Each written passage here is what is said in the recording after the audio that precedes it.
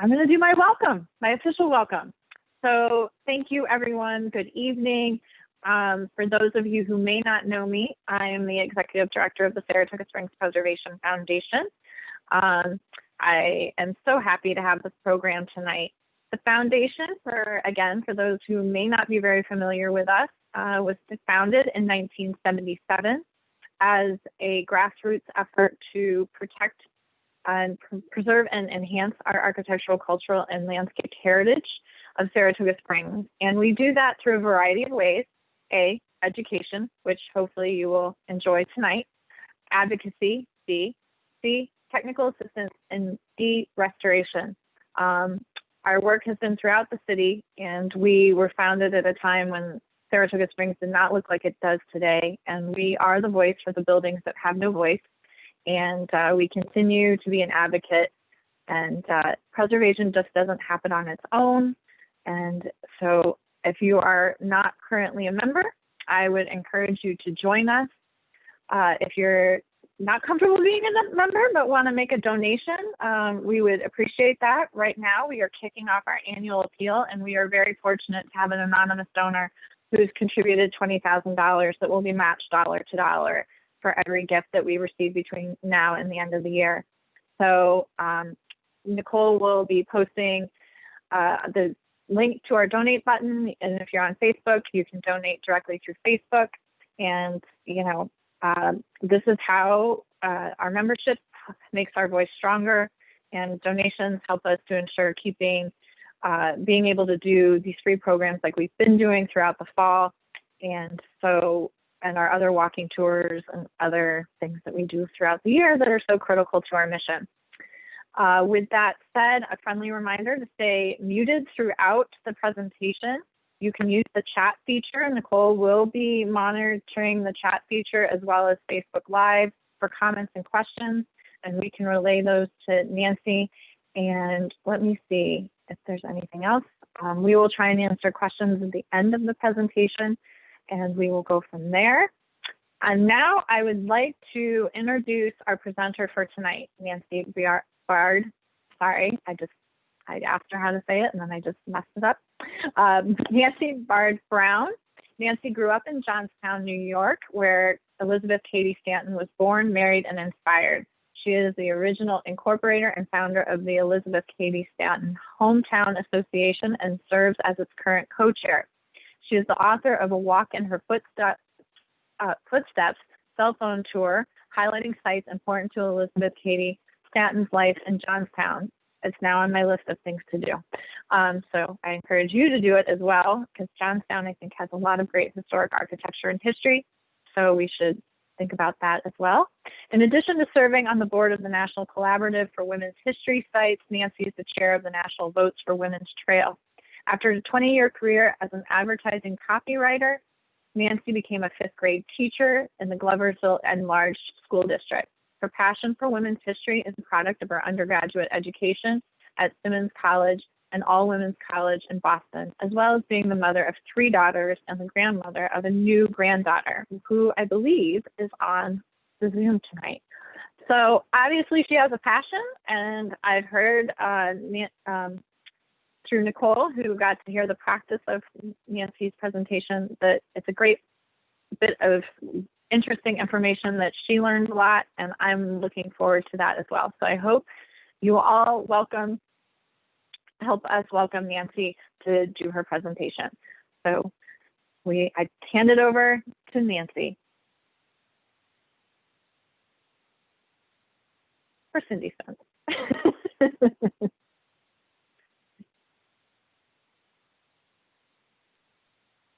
There we go.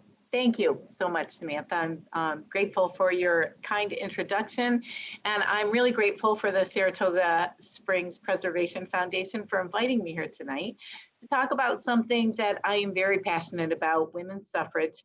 I'm really eager to share with you some information I found out about the Saratoga suffrage movement, which is really, really interesting.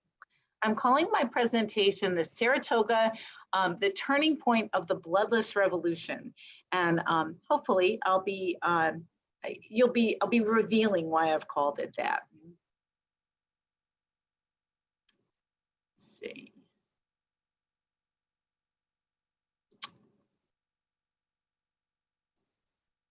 go. As Samantha has already told you, I am from Johnstown, not only Elizabeth Cady Stanton's birthplace, but the birthplace of her revolutionary ideas as well. Our hometown association works to serve women in a variety of capacities in our community. And I am a proud board member of the National Collaborative for Women's History Sites. And I would like to tell you a little bit about the National Votes for Women Trail before we get on to Saratoga's history, because that's why I found out about Saratoga's history was through some research for the National Votes for Women Trail. We started about 4 years ago trying to put together a trail of a collection, a database of sites that were important to women's history all around the country, kind of to show what a grassroots effort it really was. And it's just found in every state that we have, in small towns and big places, and it just to kind of show the breadth of this huge movement. And what we wanted to do was have the database populate a map that would be searchable and interactive and mobile friendly, so that researchers and educators and heritage tourists could use this to find sites. And in fact, we were able to do that. And here is the map that we have today. We have over 1,600 sites on it currently, and it is growing all the time, thankfully. And along our journey to creating this map, the William G. Pomeroy Foundation in Syracuse recognized that this was an important opportunity, and they offered to donate historical markers, historical roadside markers, the kind that are made in a foundry and they last for 100 years. And what was so wonderful about that, in addition to being incredibly generous, was that it takes our virtual trail and it makes it a physical trail. And currently, I believe there's about 200 markers in the pipeline, and there will be more before this is finished. And I'm excited to say that Saratoga has been nominated for a marker as well. And I think you'll see why, because it really is an important place to not only New York's history, suffrage history, but the suffrage history of the whole United States. A couple things I do want to just tell you about the National Votes for Women Trail. All of this work, all of these places that have been identified have been done by volunteers, and volunteers really across the country, which really mirrors the suffrage unit, because the suffrage movement, because that was volunteers across the country for the most part. Once we added the Pomeroy piece, we were able to get a grant from the Women's Suffrage Centennial Commission in Washington, and we were able to hire a project coordinator and a few historians to assist our all-volunteer advisory board, chaired by Dr. Judith Wellman, and it has a number of suffrage experts on it. And they look through all of these nominations for markers and ensure that the integrity of the primary sources are there and that we have the right site. So we're really very grateful for all of that work. The other thing we're really grateful for is their mission to make sure that we represent underrepresented women. That while women's history and suffrage history is not all that well known, what we do know about it is mainly comes from the volumes, the 6-volume set of the history of women's suffrage, which was put together, which is a great resource, but it was written by white women, mainly about the things that suffrage activities that white women were participating in.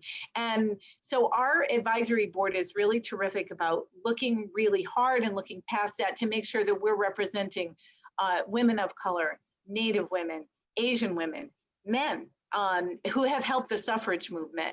And we're really grateful for that, because in addition to being underrepresented,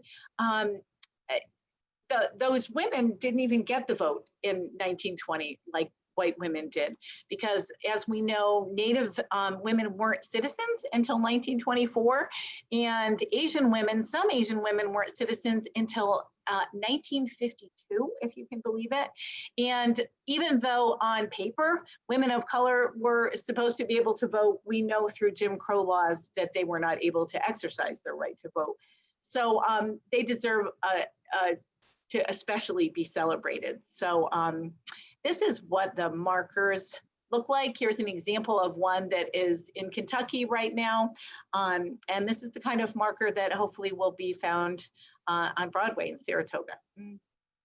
So just to back it up a little bit about women's conventions, because that's what I'm going to talk about in Saratoga. I'm sure many of our listeners are familiar with this story, but I'm just going to hit the highlights again for you.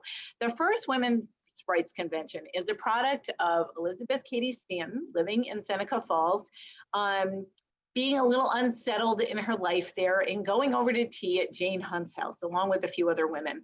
And as they sat there having tea and sort of lamenting about the roles that they were playing in their lives and the opportunities that they did not have, they got thinking, why don't we do something about this? Let's not just discuss this and lament. So they said, why don't we have a women's rights convention? And they went for it. And essentially they put an ad in the paper. They secured the Wesleyan Chapel, which is where this was held. This is in Seneca Falls. And Elizabeth went home and wrote the Declaration of Sentiments. The Declaration of Sentiments was fashioned after the Declaration of Independence, only hers started out that all men and women are created equal. So it becomes July 19th, of 1848, and they really have no clue if anyone's going to show up for this, really no way of knowing. And sure enough, they go. As I understand it, the door was locked and somebody's son had to climb through a window and unlock a door. And you can kind of picture standing in front of this and hearing the horses kind of gallop up and the wagons wheeling into town, and over 300 people attended, and it was a 2-day event.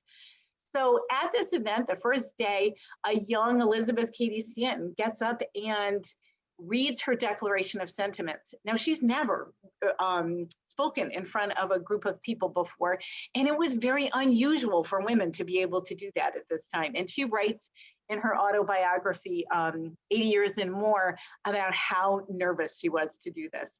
And she goes through her list of demands that, you know, are really meant with a lot of head nodding. And then she gets to the fact that she thinks women should be able to vote. And everybody's opinion changes. The women in the audience are just like, yeah, wait a minute, this is right, this is over the line. Okay, we agree with all these other things, but we are asking too much if we are asking for the right to vote. And a young Frederick Douglass stands up in the audience and says, she's right. The privilege of voting is how you get all other rights. And thanks to his good explanation, women in the audience agreed, and the suffrage movement in America was born. There were many people who attended that, again, about 300. And just an interesting note is that Susan B. Anthony was not at that convention. Some relatives of hers were there, we're told, but because the convention is such a hit, they realize this is a good way to spread the word. And so they have a few other conventions at a few places in New York, and it's August of 1854, and they select Saratoga, and they say, we're going to have our next convention in Saratoga. They have it at St. Nicholas Hall. If you're familiar with Saratoga, this is the north corner of Broadway and Fila, and Impressions, the business Impressions is found on this corner. St. Nicholas Hall burned many years ago, but this is the site. This is the site of the first Women's Rights Convention in Saratoga. So when you stand on that corner, maybe you can feel the energy. And it's interesting, this was found in the history of women's suffrage, and it says this meeting was hastily decided upon. There was no call issued, and it was really merely pronounced in county papers. And apparently the Saratoga Whig, which was a paper at the time, said the series of conventions that have been holding sessions in the village during the week will close this day with a meeting for the discussion of the social, legal, and political rights of women, at which Ms. Susan B. Anthony, Mrs. Matilda Joslyng Gage, and Ms. Sarah Pellet will appear. The meetings will be held at St. Nicholas Hall this afternoon at 3:30 o'clock, and in the evening at 8 o'clock. And as we read more about this convention, apparently a fair amount of people said, yeah, no, I'll come and I'll speak. But they didn't all show up, unfortunately. And while we think of Susan B. Anthony as such this strong, fearless leader in the suffrage movement, she had only been in the suffrage movement about 2 years at this time. And speaking was not her forte. This woman on the right of your screen is Matilda Joslyng. She was a gifted speaker. She would have come down from Syracuse, her home in Syracuse. If you're ever in Fayetteville, there's her home, her actual home is still there, and it's really very interesting, and as a symbol of the fact that they became friends for years after that. You can go upstairs and there's a bedroom where Susan B. Anthony's name is etched in the window when she stayed there, which is very interesting. They did further suffrage history, which show they had a parting of the ways a little further down the line. But the other person, Sarah Pellet, I couldn't find a picture of, which is so sad because apparently she too was a gifted speaker. And there is a letter from Susan B. Anthony that encourages her, and it's written in August of 1854. So I'm assuming it might have been after Saratoga, after she heard her speak. And assuming she's encouraging Sarah, who is young at the time, who has gotten her interest because she grew up next to Lucy Stone in Massachusetts, who was a noted suffragist. And she encourages her to go on and become a lecturer. And that may have all come to be because of Saratoga. And she does, she goes west and becomes famous. I'm not reading this whole thing, don't worry, but I found this so interesting. This was a footnote in the first volume of the History of Women's Suffrage, and it was by Elizabeth Cady Stanton who wrote this. And I'm just going to hit the beginning and the end because I thought they were so wonderful. Anyone but the indomitable Susan B. Anthony would have abandoned all idea of a meeting, but as it was advertised, she sent bound to make it a fact. So that was this hastily put together meeting in 1854. The decision may seem the more remarkable in view of the other facts that Miss Anthony had but little experience as a speaker and was fully aware of her deficiencies in that line.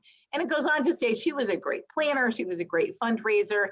And in the end, I think this sort of speaks to the friendship that they had developed by the time they were writing this history. It was thus that she always stood ready for every emergency. When nobody else would or could speak, she did. And when everybody wished to speak, she was silent. So clearly Susan was sort of pinch hitting here when she was speaking in Saratoga. But the Honorable William Hay wrote an article for the North Star, which was Frederick Douglass's paper.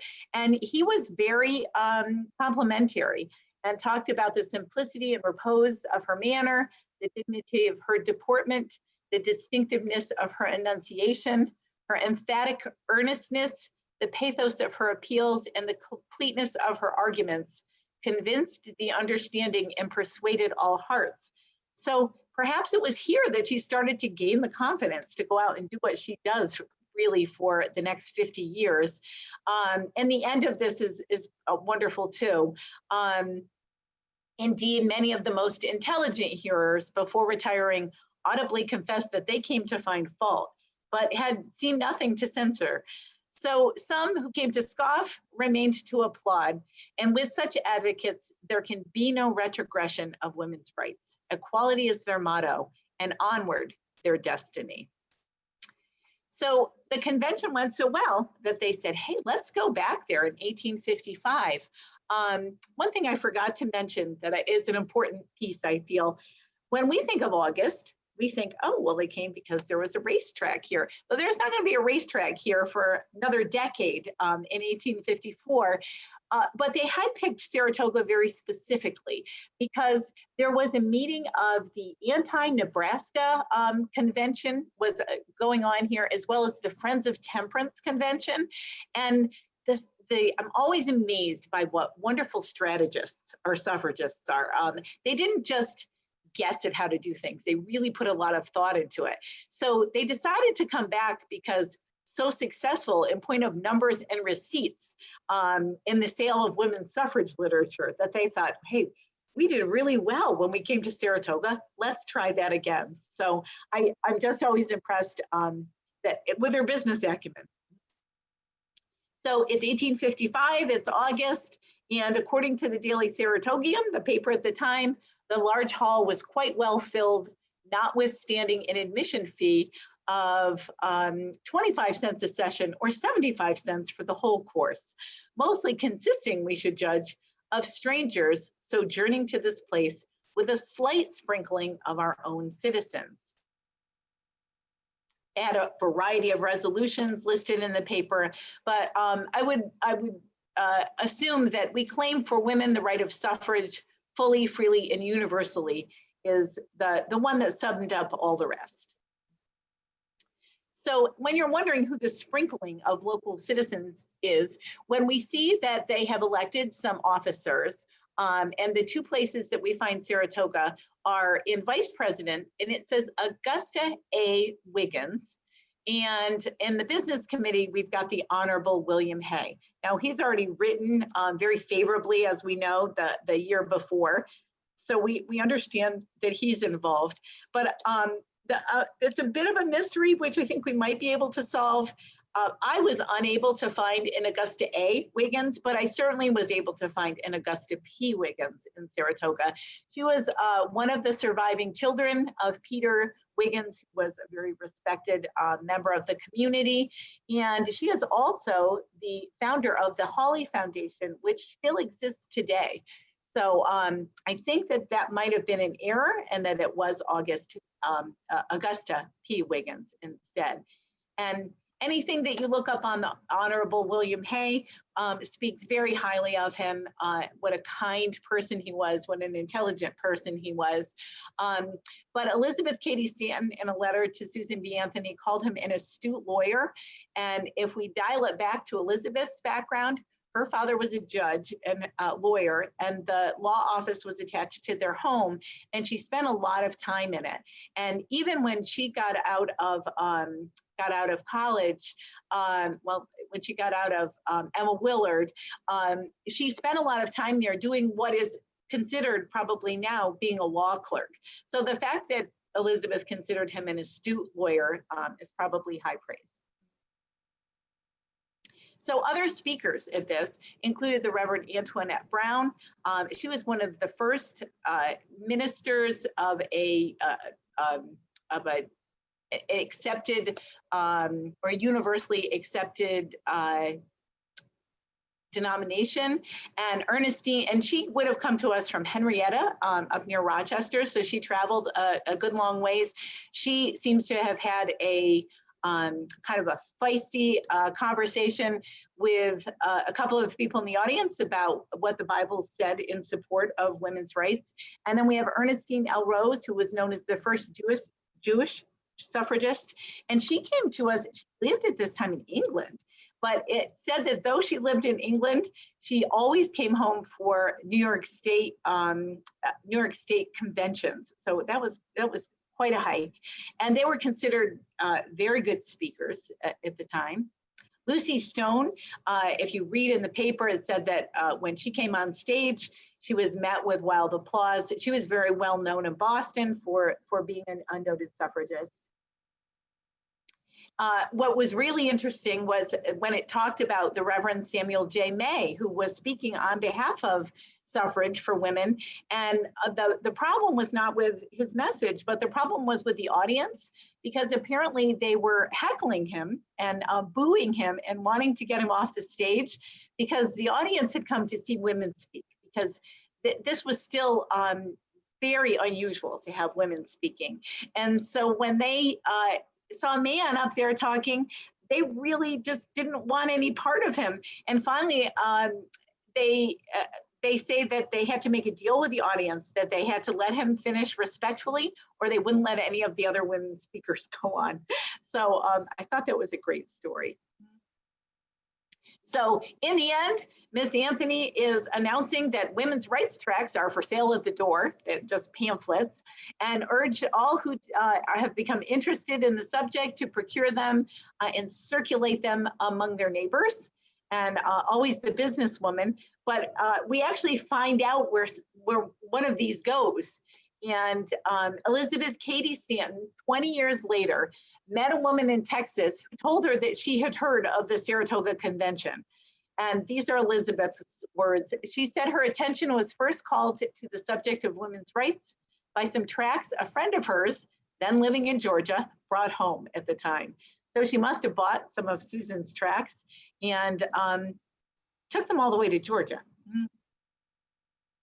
So what I think is the most important convention, and not the last one I'm going to talk about, by the way, but it's the convention that takes place on July 13th and 14th of 1869. And it takes place at Congress Hall. If you're familiar with Saratoga, I'm just going to tell you what is there now. You can see we're coming up Spring Street at Spring and Broadway, and this is looking by the information booth towards that corner, and that was the site of Congress Hall, which looked like this, which is obviously a very beautiful hotel. The original one, as I understand it, burned down, and this one was built in 1866, so it's been open for about 3 years.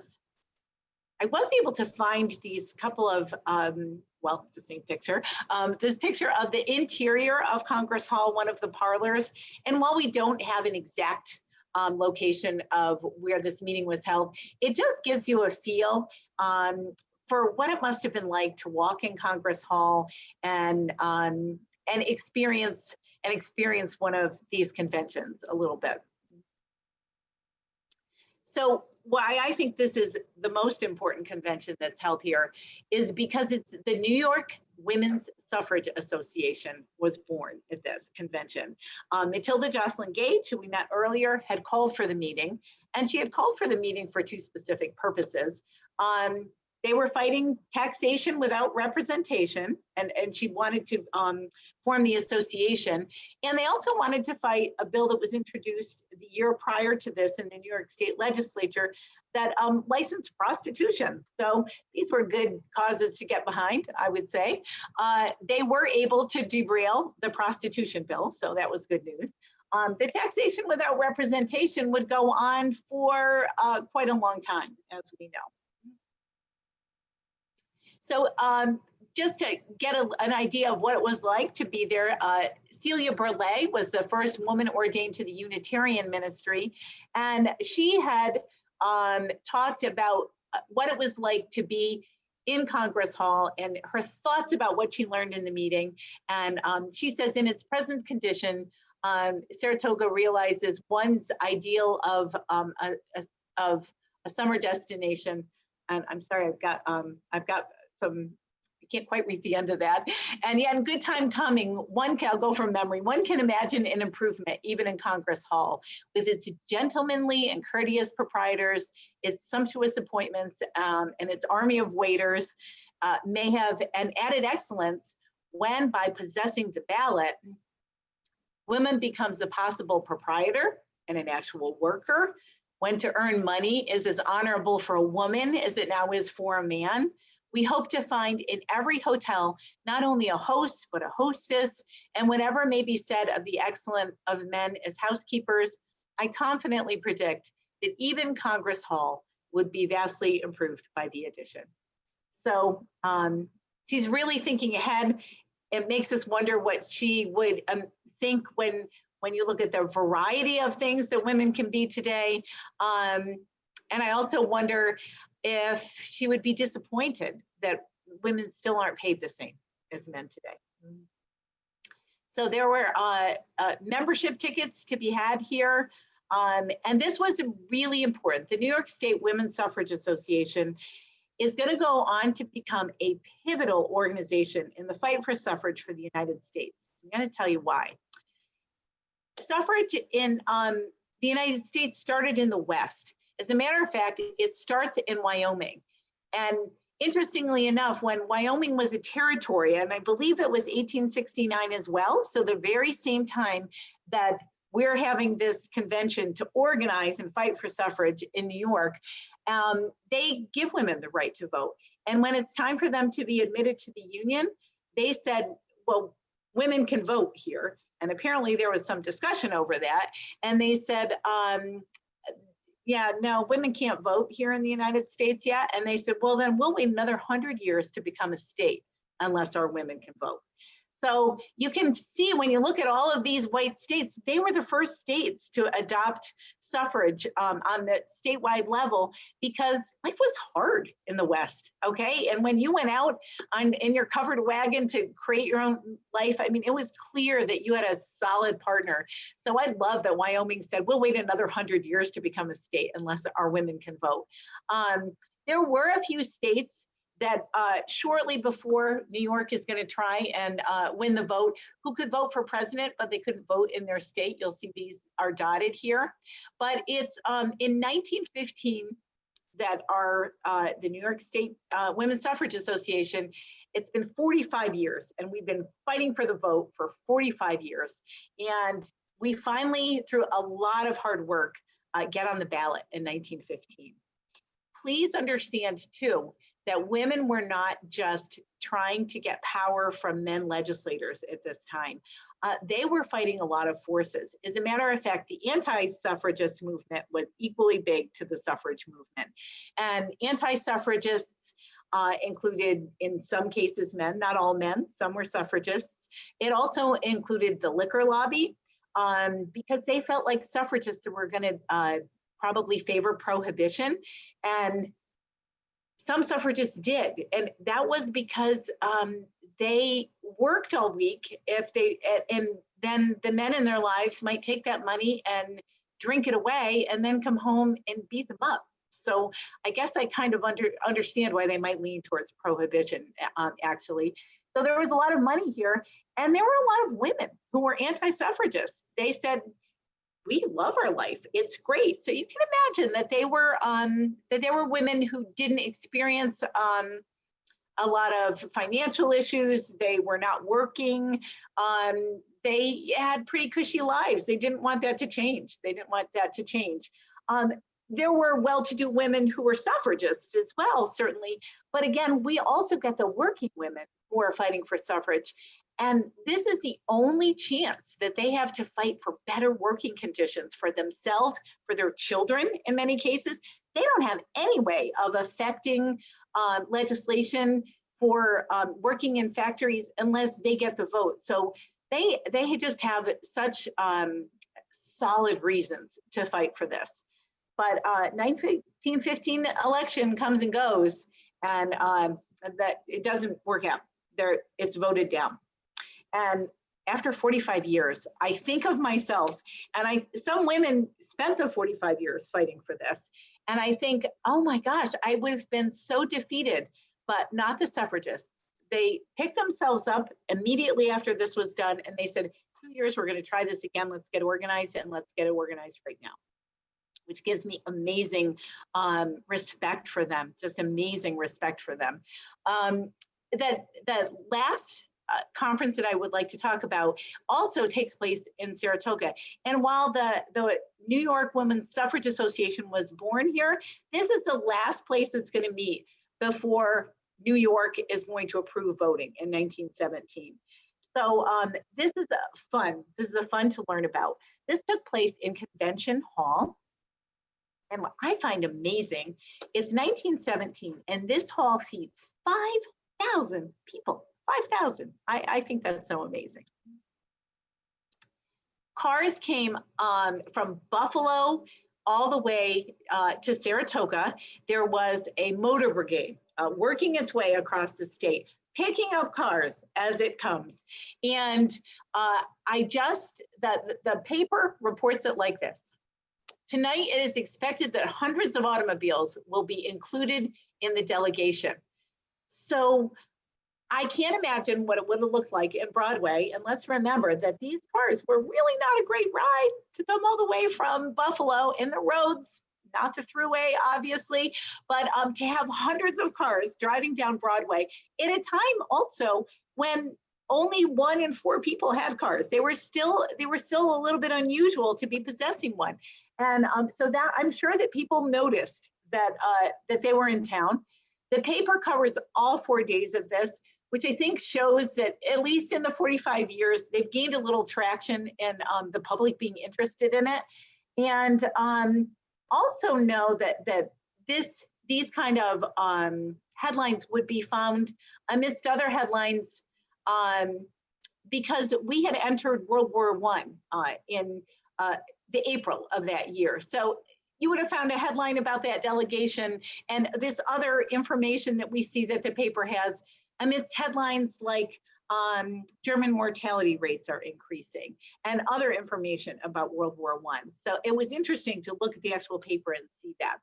So the Saratogian, which is now the paper, at this point in time, said over 300 women representing every county in the state attended.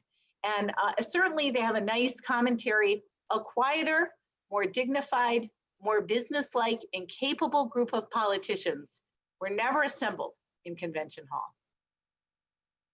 So what they had done over this now 47 years is they had activated every county in the whole entire state.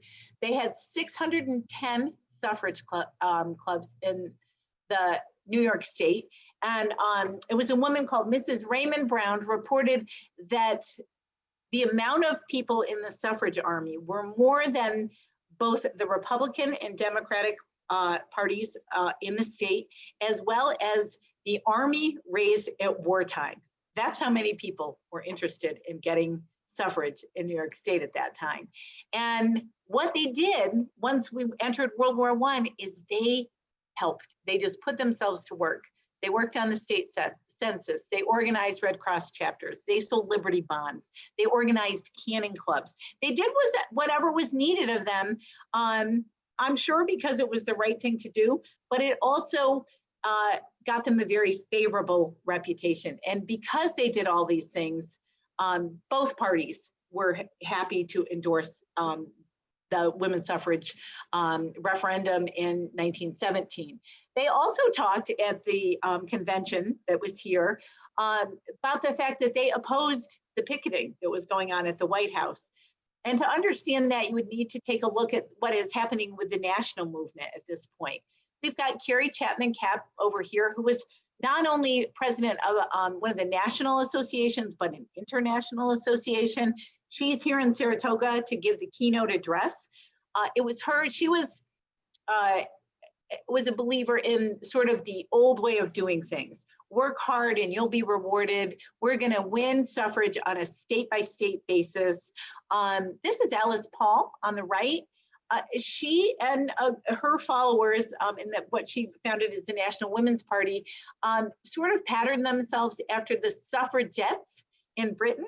And just so you know the distinction, in Britain, they were called suffragettes, and in the US, they were called suffragists. And the suffragettes, even though it sounds like that's sort of a diminutive term, we're trying to gain suffrage in England as well by doing things like, you know, blowing up buildings. But Alice Paul was a Quaker and she didn't believe in violence, but she did look at Carrie Chapman and all of her people and say, look, you know, great try, but we haven't gotten suffrage, so we're going to try something else. And it was her idea to protest in front of the White House, which had never been done before. And those protesters were eventually, if you don't know the story, were eventually, many of them arrested for peaceful protesting, by the way. And they were beaten, and it was really a horrible thing at the Occoquan work camp. And so while we'll find that Carrie Chapman's idea of going state by state, and that's how we're going to win suffrage, had some real value, so did Alice Paul's, because that's what actually is going to help Woodrow Wilson finally agree to suffrage. So, but here in Saratoga, we were in the Chapman camp. So Saratogians were watching this conference as well. And Katrina Trask of Yaddo sent a letter expressing her support, wanted to be a member, and also sent a check for $250, which in today's money is over $5,000. So I'm sure that was very well received. And to give you an idea, the nation was watching this conference. Samuel Gompers, the president of the American Federation of Labor, sent an endorsement. And Woodrow Wilson is keeping an eye on the things that are happening here and looks forward to find out what's going on in the Saratoga conference. So that's how important Saratoga was. So we pass the New York Woman Suffrage Amendment in 1917, and Carrie Chapman Catt would call this the Gettysburg of the women's suffrage movement nationally, because we are the first state in the East to pass this. And we are a populous state, let's face it. And right after that, a number of other states passed it. And this is what finally put the pressure, in addition to Alice Paul's actions, on Woodrow Wilson, who finally thinks, oh, maybe suffrage is a good idea. Maybe I should back that. So clearly, Saratoga has played a pivotal role in women getting the vote in New York State, as well as the United States. And that's why you're very worthy of a marker.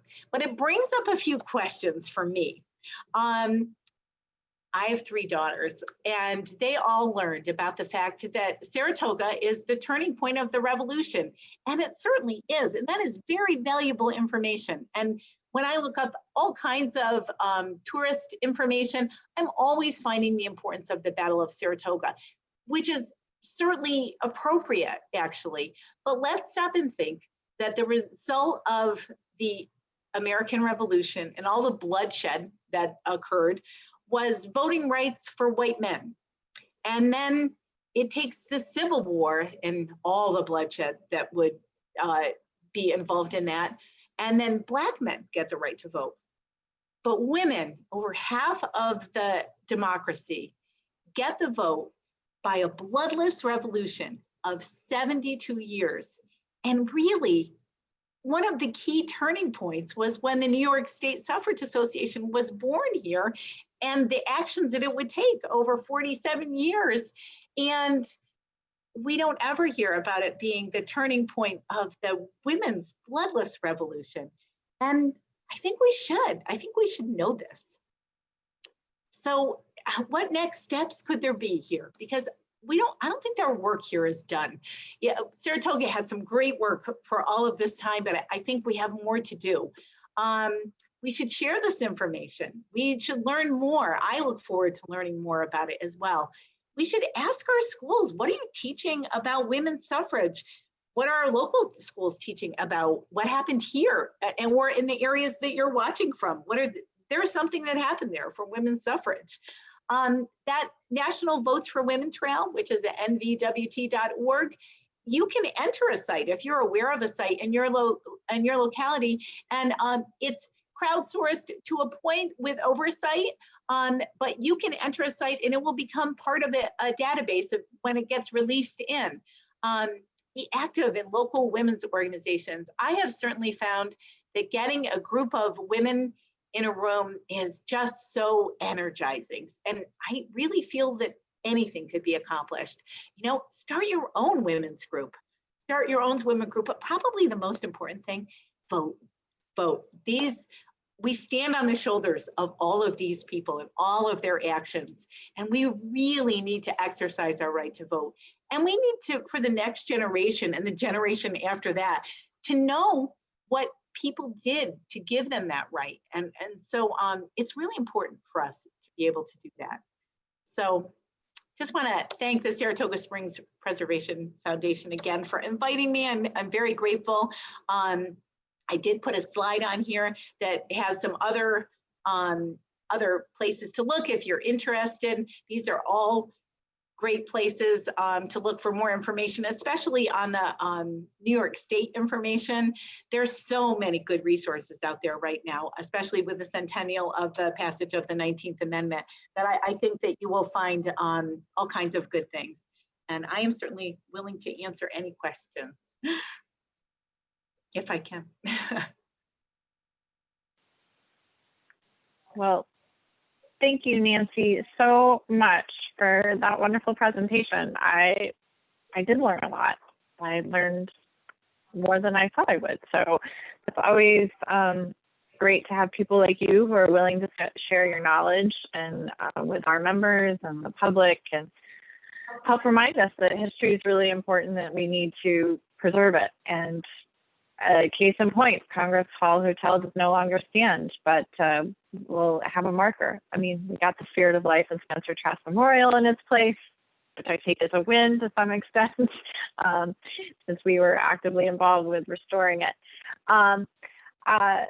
Does anybody have any questions for Nancy? One of them was, I just saw it pop up.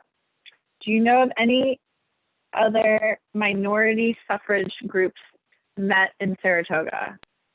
That is such an excellent question. And that would be one of the things that I would want to find out more about. I didn't in this initial research find that out, but I do intend to look farther and find that out, because I think that's a terrific and important question.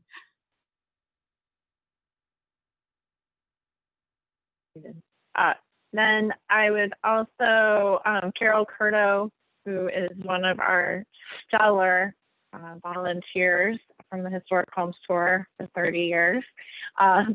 She said, being a retired fifth grade teacher, Nancy, and having never heard or read any of this information, have you considered contacting local schools to make presentations?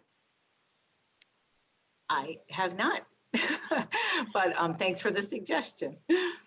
Well, I perhaps this is something we can consider incorporating into some of, when we are able to, some of our school programs that we have initiated most recently in the last year. Obviously, COVID has prevented that program being what it was, but I'm happy that we can be able to share that information. Well, that's another good suggestion, to provide information at the visitor center once it opens. I think that would, a flyer of some sort, or that's a good suggestion. Thank you. The Saratogian, we can, well, I think perhaps I'll have to do a Preservation Matters article in relationship to this topic, so we'll do that. Mitch Cohen asks, what is the intersection with women's right to vote and women being elected to Congress? Ooh, that's a good question. It's a great question. I don't know that I can answer that, to be honest with you. The only thing that I would say is that I feel like if more people were raised knowing this history and what women went through to get the right to vote, I feel like we might have more women engaged at a younger age in politics, and maybe we would have more candidates and have just a little more parity.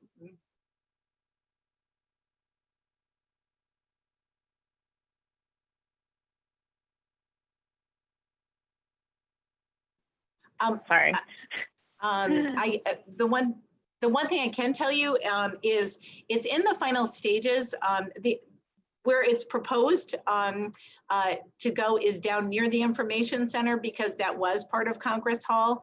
I think that we are waiting until after COVID restrictions to be able to do a dedication, but I'm sure Samantha will be sharing all of that out when it comes to pass.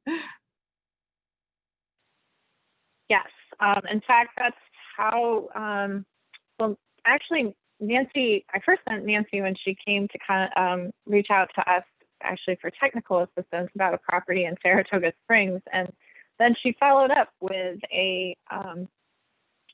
asking about the marker and how to go forward with the marker. And that's ultimately where I was like, well, this sounds like perfect opportunity for a presentation. And so we're very grateful for her time and effort. And so I want to thank you again, Nancy, for sharing your knowledge. And I want to say, if you're not, repeat it again, if you're not a member already of the foundation, I hope you will join us. Also, you can make a donation. Every dollar counts. And right now we are in our 2020 annual appeal, and every dollar will be matched up to $20,000 by the end of the fiscal year, by the end of the calendar year. So we encourage you to double your impact and make a donation. And most importantly, well, it's important to help fundraise for my organization, don't get me wrong, but exercise your right to vote, because it's an important year for our country and moving forward. And it took a long time for many of us to get this right, and so we should exercise it. And on that note, unless there are any other questions, I think we will be signing off. So thank you again for joining us, and have a good evening.